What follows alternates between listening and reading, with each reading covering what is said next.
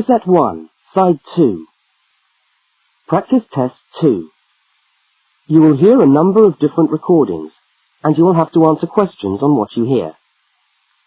There will be time for you to read the instructions and questions, and you will have a chance to check your work. All the recordings will be played once only. The test is in 4 sections. Write all your answers in the listening question booklet. At the end of the test, you will be given 10 minutes to transfer your answers to an answer sheet. Now turn to section 1 of your question booklet.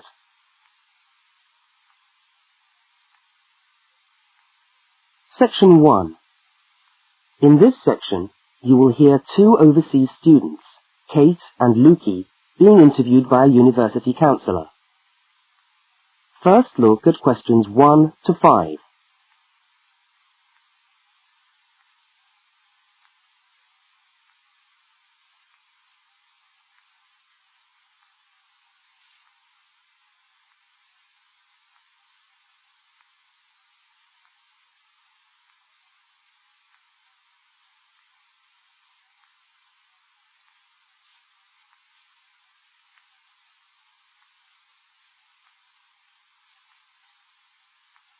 You will see that there is an example which has been done for you. On this occasion only, the conversation relating to the example will be played first.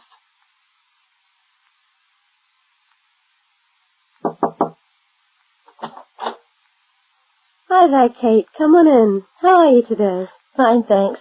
Hi, Lukey. How's things? Okay. Well, as I explained on the phone, I'm a counsellor here at the Student Services section of the university. And I'm interviewing overseas students to help me draw up a guide for new students. So I'd be grateful if you could tell me a little about your time since you've been here in Cambridge. Right. Good idea. Now, Kate, let's start with you. Okay. This is your 2nd semester, isn't it? Could you tell us something about your first impressions of the town when you arrived? Yeah. Well, first of all, I was struck by how quiet it is here in the evening. Kate's first impression of the town is that it is quiet in the evening, so quiet is the answer. Now we shall begin. You should answer the questions as you listen, because you will not hear the recording a second time. Now listen to the first interview with Kate and complete the notes by filling in the numbered spaces 1 to 5.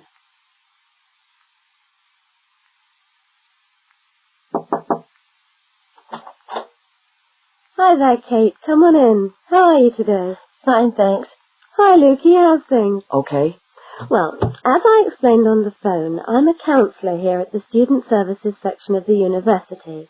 And I'm interviewing overseas students to help me draw up a guide for new students. So I'd be grateful if you could tell me a little about your time since you've been here in Cambridge. Right. Good idea. Now, Kate, let's start with you. Okay. This is your 2nd semester, isn't it? Could you tell us something about your first impressions of the town when you arrived? Yeah. Well, first of all, I was struck by how quiet it is here in the evening. Yeah, I suppose Cambridge is a quiet place. Where did you live when you first arrived? Well, I went straight into student accommodation. It was a kind of student hostel. Ah, right. So, you didn't have to worry about doing your own cooking or anything like that? No, but sometimes I wished I had. The food at the hostel was awful. Oh, dear. But how were the other students? To be honest, I haven't managed to make many friends, even though the place is full. People seem to keep to themselves. They're not really very friendly. Oh, I'm sorry to hear that. Well, what about the actual course? You're studying, I'm doing a master's by coursework in environmental studies. Oh, right. And how are you finding that? Yeah, well, it's been pretty good, really.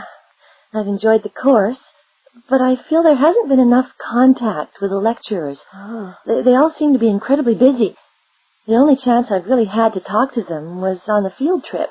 Well, that's no good. Mm-mm. Could anything be done to improve the course, in your opinion? Well, I think it would be helpful to have meetings with lecturers on the course. say once a fortnight, something like that. Regular meetings. Yes, that could certainly help. Now, Kate, we'll come back to you in a minute, but I'd just like to ask Lukey some questions. Before they continue the interview, look at questions 6 to 10.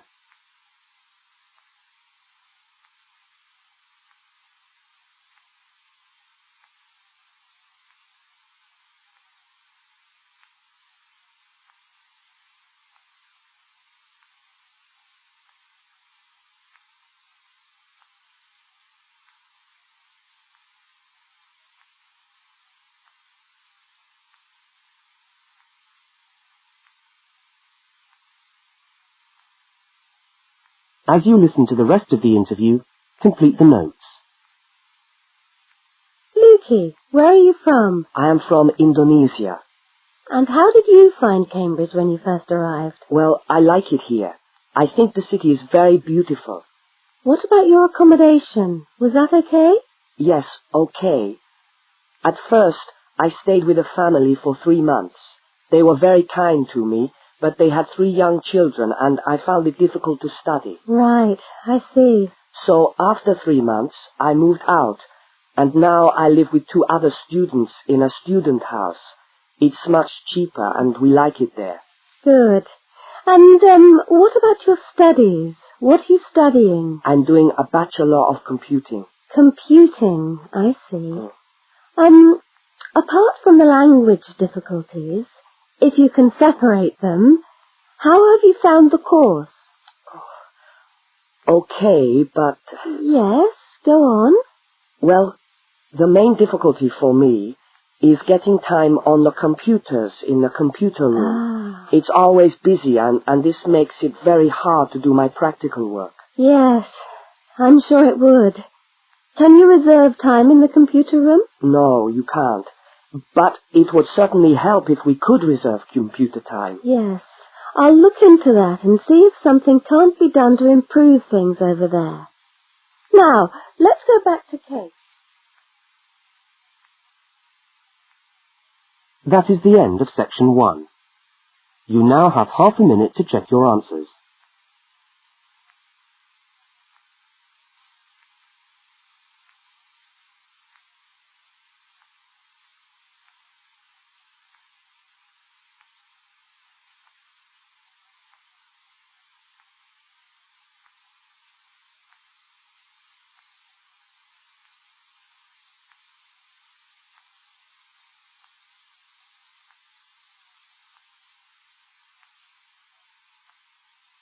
Now turn to section 2.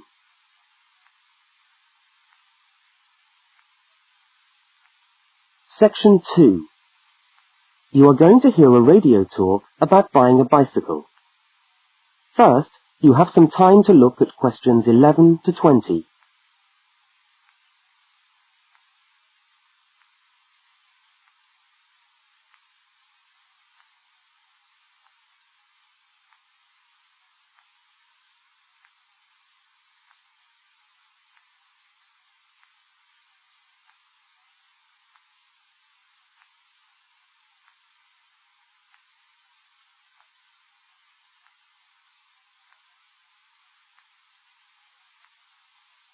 Now listen to the first part of the talk and complete the notes by filling in the numbered spaces 11 to 20. Well, last week we talked about buying camping equipment, and today I'd like to talk to you about buying a bicycle. A simple enough exercise, you might imagine, but there are lots of things to look out for to make sure you get the best deal for your money. Well, the range of bicycles is enormous. There are racing bikes, touring bikes, mountain bikes, or just plain ordinary bikes for riding around town. They vary enormously in 2 basic ways: price and quality. This means that the choice you make will probably be determined by the amount of money you want to pay, your own personal needs, what is actually available, or a compromise of all 3 things. However, in broad terms, you can spend anything from $50 to $2,000 on a bike, so you'll need to know what you're looking for. Single-speed cycles, that is bikes with no gears, are really only suited to short, casual rides. Their attraction is their simplicity and reliability. After years of neglect, they still manage to function, though not always too efficiently. If it's basic transport you're after, then you can't go wrong. 3-speed cycles, on the other hand, are all that is really necessary for most town riding, going to the shops and things like that. Like the single-speed bike, they're simple and reliable. If you are going to be going up and down lots of hills, then you'll probably want something more efficient. 5 and 10-speed bicycles are best suited to riding over long distances or hilly terrain and to serious touring. So if it's serious touring you're interested in, get a 5 or 10-speed bike. However, it's worth remembering that the difference in price between a 5 and 10-speed cycle is usually very little, and so it's well worth paying that little bit extra to get the 10-speed one. So I would tend to recommend the 10-speed bike as the price is similar. However, you'll be getting better quality components. Now the next thing we need to look at is size. Buying a cycle is like buying clothes. First of all, you find the right size, and then you try it on to see if it fits. Contrary to what you might imagine, the size of the cycle is not determined by the size of the wheels, except in children's cycles, but by the size of the frame. So you'll need to measure the length of your legs and arms to get a frame that is the right size for you. Well, that's all from Helpful Hints for today. That is the end of section 2. You now have half a minute to check your answers.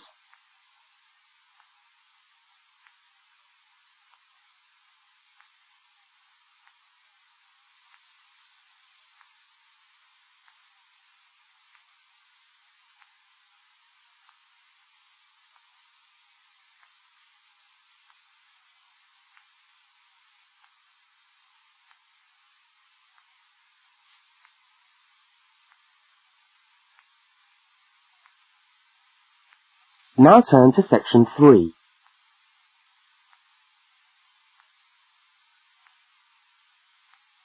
Section 3. In this section, you will hear a conversation between two students, Fiona and Martin, talking about a tutorial topic. First, look at questions 21 to 24.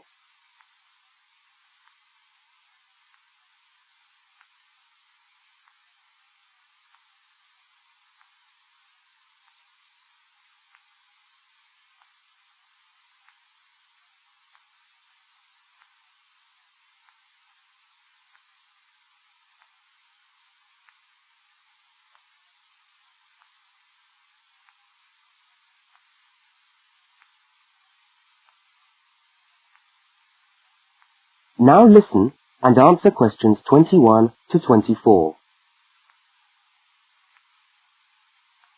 Hi there, Martin. How are you going with your Australian Studies tutorial paper? Oh, good. I finished it, actually. Lucky you. What did you do it on? I'm still trying to find an interesting topic. Well, after some consideration, I decided to look at the history of banana growing in Australia. Banana growing? Yeah, banana growing. Fascinating, I'm sure. Well, it's not as boring as you'd think. And I wanted to tie it into the work I've been doing on primary industries and the economy. Anyway, I bet there are a few things you didn't know about bananas. Such as? Such as the fact that bananas were among the first plants ever to be domesticated. Oh, really? Yeah, they're an extremely nourishing food. I suppose you're going to tell me the whole history of banana growing now, aren't you? Well, it'll be a good practice run for my tutorial next week. I'll do the same for you sometime. Okay, fire away. So where were these bananas first domesticated? According to my research, the Cavendish banana, which is a type of banana, and the first type to be cultivated here, actually originated in China, but they had a fairly roundabout route before they got to Australia. You mean they didn't go straight from China to Australia? No, they didn't. It seems that in 1826, bananas were taken from South China to England. I suppose they'd have made a welcome addition to the English diet. Yes, I'm sure. Well, apparently there was an English duke who was particularly fond of bananas, and he used to cultivate them in his hothouse, which is where you have to grow them in England, of course, because of the cool climate. And they became quite popular in the UK. So he was the one responsible for cultivating the Cavendish banana, which was then introduced into Australia. I see, and we've been growing them ever since. Yeah. Now look at questions 25 to 32.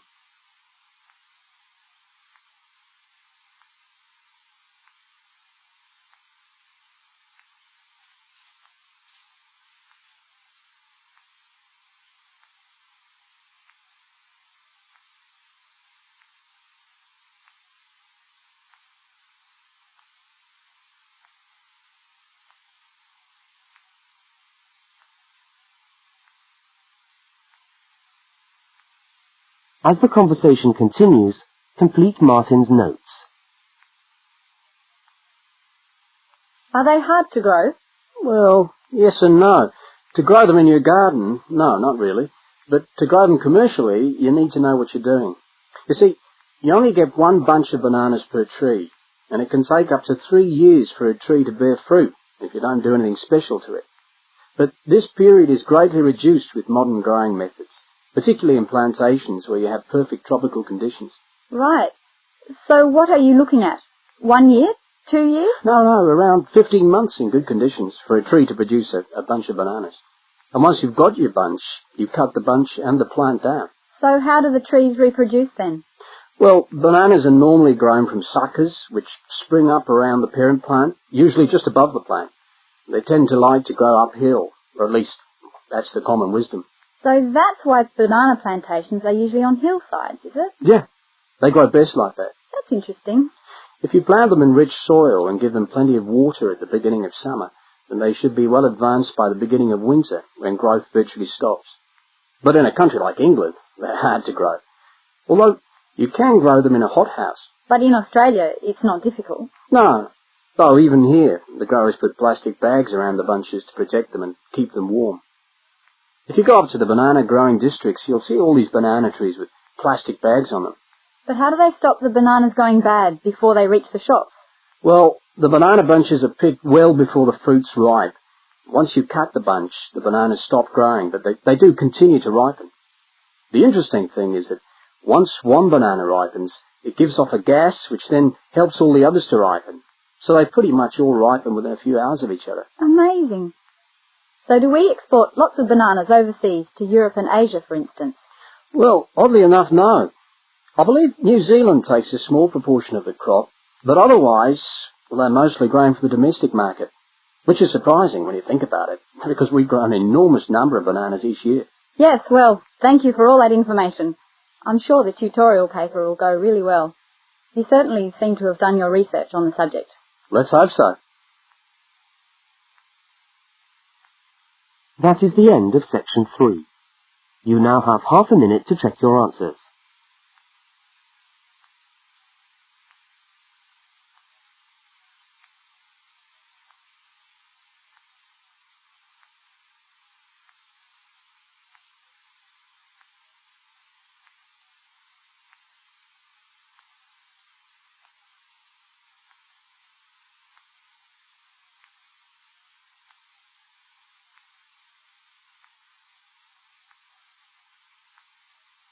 Now turn to section 4.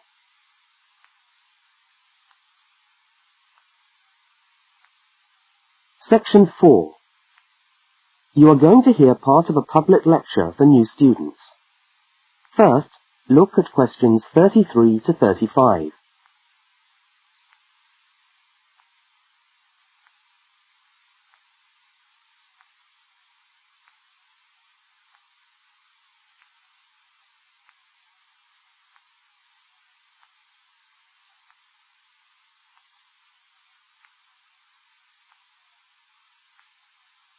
Now listen and answer questions 33 to 35.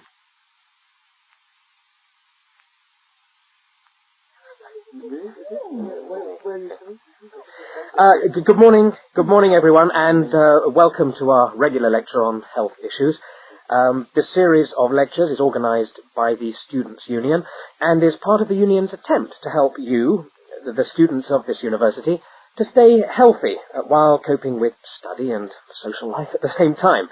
So, it's a great pleasure for me to welcome back Ms. Diane Greenbaum, who is a professional dietitian and who has been kind enough to give up her time in what I know is a very hectic schedule to come along and talk to us today. Thank you. Thank you very much, John. May I say it's a pleasure to be back. Now, stresses at university, being away from home and having to look after yourselves, learning your way around the campus, all contribute to making it quite hard sometimes to ensure that your diet is adequate. So, today, I'm going to talk about ways of making sure that you eat well, while at the same time staying within your budget.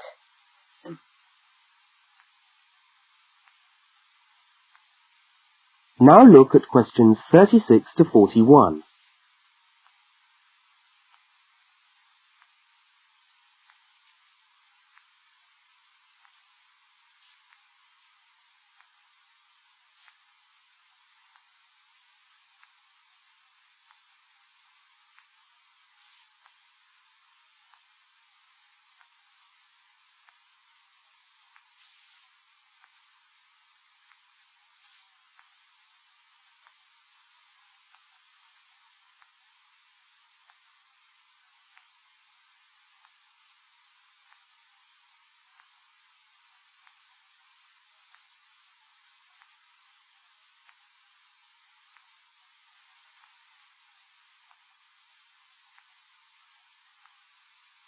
As you listen to the second part of the lecture, complete the notes and diagram in the spaces provided.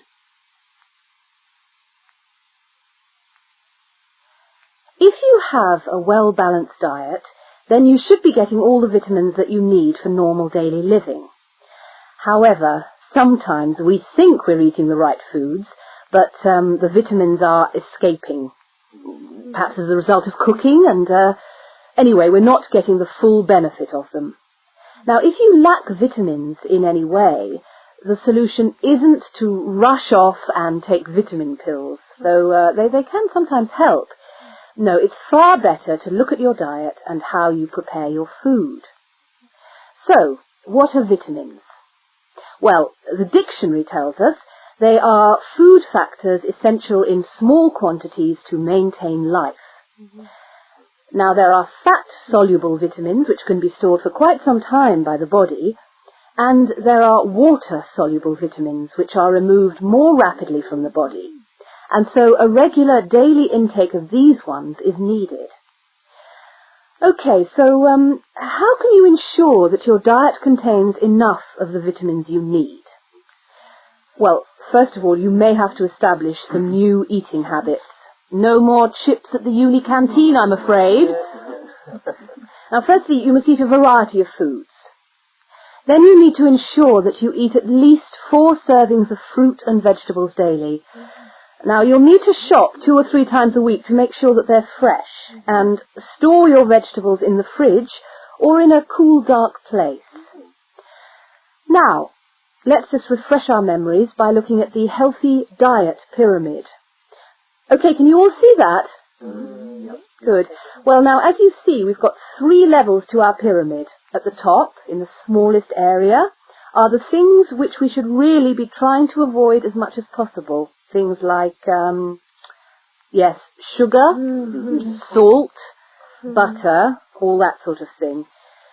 Next, on the middle of our pyramid, we find the things that we can eat in moderation. Not too much, though. And that's where we find milk, lean meat, fish, nuts, eggs. And then at the bottom of the pyramid are the things that you can eat lots of, because they're the things that are really good for you. Here we have bread, vegetables, and fruit. So, don't lose sight of your healthy diet pyramid when you do your shopping.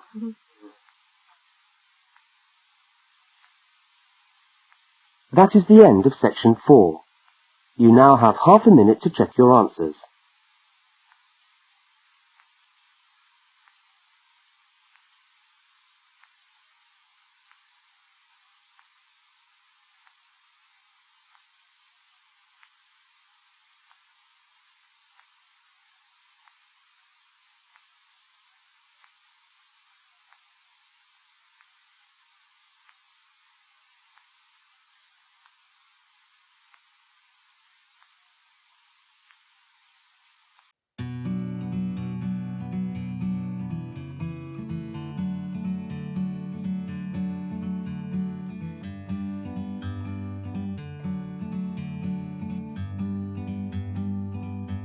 Like a bird on a tree, I'm just sitting here. I got time, it's clear to see. From up here, the world seems small We can sit together. It's so beautiful, you and me. We meant to be in the great outdoors, forever free.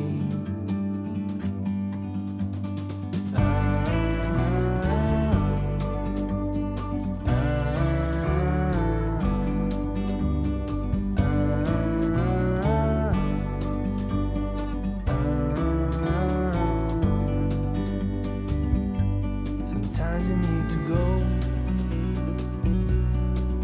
and take a step back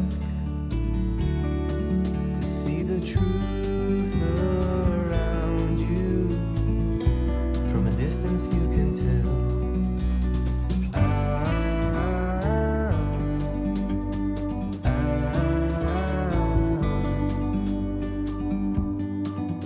You and me were meant to be in the great outdoors, forever free. You and me, meant to be in the great outdoors, forever free.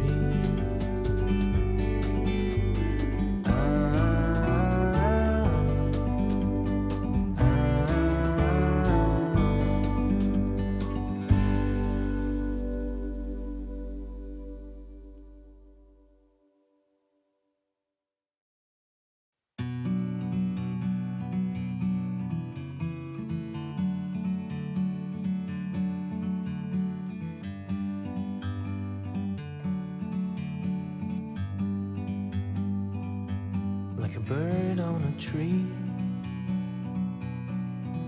I'm just sitting here. I got time, it's clear to see. From up here, the world seems small. We can sit together. It's so beautiful, you and me. We meant to be in the great outdoors, forever free.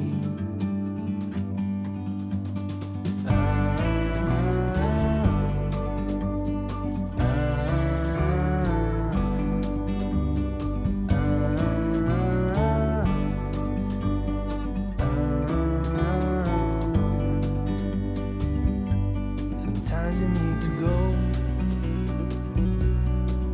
and take a step back to see the truth around you.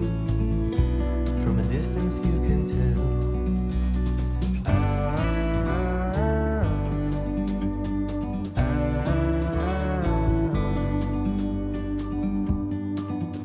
You and me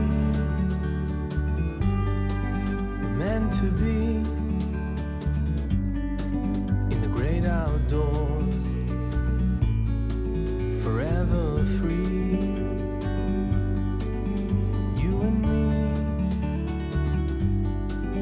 meant to be in the great outdoors, forever free.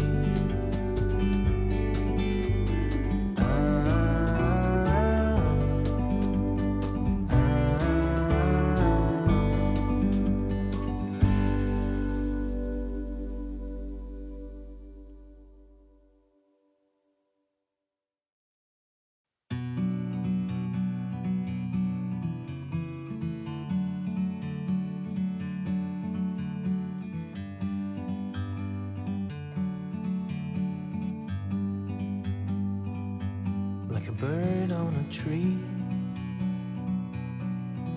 I'm just sitting here. I got time, it's clear to see. From up here, world seems small, we can sit together. It's so beautiful, you and me. We meant to be in the great outdoors, forever free.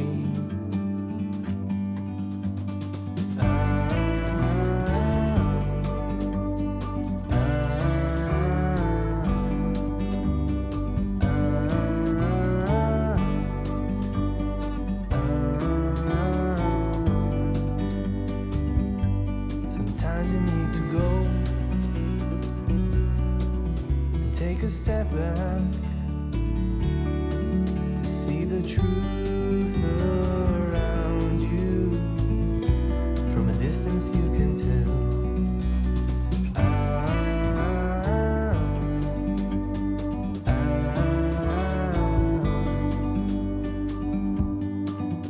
You and me were meant to be in the great outdoors, forever free. You and me meant to be